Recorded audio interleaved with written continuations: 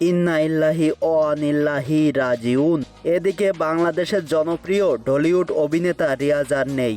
দেশের মানুষ যেমন এক আগামী নির্বাচনের দিকে ছুটছেন, ঠিক সেই সময় সোশ্যাল মিডিয়ার বরাতে জানা গিয়েছে অভিনেতা রিয়াজ আর নেই। গণ অভ্যুত্থানের পর চিত্রনায়ক রিয়াজ যুক্তরাষ্ট্রে পাড়ি জমাতে গেলে হযরত শাহজালাল আন্তর্জাতিক বিমানবন্দর থেকে তাকে ফিরিয়ে দেওয়া হয়। এমিরেটস এয়ারলাইনের ফ্লাইটে দুবাই থেকে যুক্তরাষ্ট্রে যাওয়ার কথা ছিল রিয়াজের। আওয়ামী লীগের আনুষ্ঠানিক কোনো পদে না থাকলেও দীর্ঘদিন দলটির পক্ষের সাথে জড়িত ছিলেন এই অভিনেতা। তারপর থেকে তাকে ঘিরে পালিয়ে যাওয়ার গুঞ্জন ছড়ালেও প্রকাশ্যে তার দেখা মেলেনি। 24-এর সেই আন্দোলনের পর এই অভিনেতার চলচ্চিত্র সংশ্লিষ্ট কারো সঙ্গে বর্তমানে কোনো ধরনের যোগাযোগ নেই তার।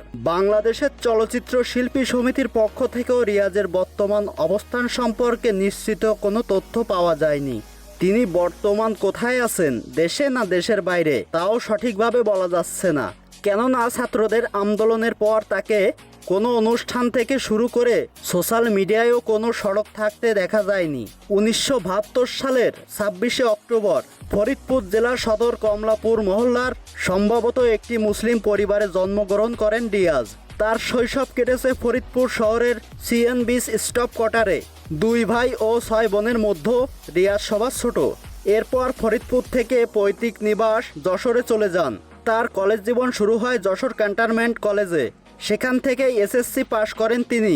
কিন্তু এই অভিনেতার মৃত্যুর খবর ঘিরে নানা আলোচনা সমালোচনার পরেও এবার এই অনলাইন অ্যাক্টিভিস্ট এত কিছু শোনার পরেও সূত্রের বরাতে রিয়াজের স্ত্রী গণমাধ্যমকে বলেন অভিনেতা রিয়াজ জীবিত আছেন এবং সুস্থ রয়েছেন।